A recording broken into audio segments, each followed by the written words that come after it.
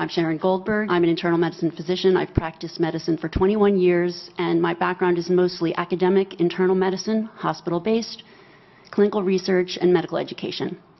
I am going to skip many of the things I wanted to say because I didn't realize it was only 5 minutes. Wireless radiation has biological effects, period. This is no longer a subject for debate when you look at PubMed and the peer-reviewed literature. These effects are seen in all life forms: plants, animals, insects, microbes. In humans, we have clear evidence of cancer now. There is no question. We have evidence of DNA damage, cardiomyopathy, which is the precursor of congestive heart failure, neuropsychiatric effects. So 5G is not a conversation about whether or not these biological effects exist. They clearly do. 5G is a conversation about unsustainable healthcare expenditures. Why do I say this? We've been sitting on the evidence for EMR and chronic disease for decades. And now we are seeing all these epidemics appearing.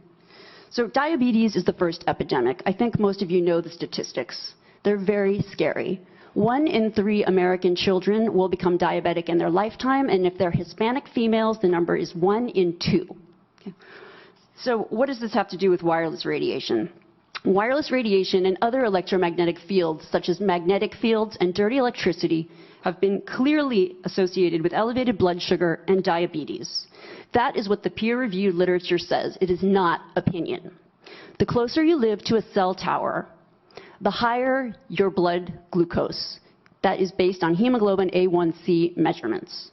So the idea with small cells of putting the cells closer to people's homes and bedrooms scientifically is very dangerous. And from an economic perspective, it's dangerous. And you may not know this. I was shocked to find this out. But the way you create a model of diabetes in rats in the lab is by exposing them to 2.4 gigahertz. And this is not for long-term exposure. I don't have time to talk about the costs, but the huge problem with diabetes really is chronic kidney disease.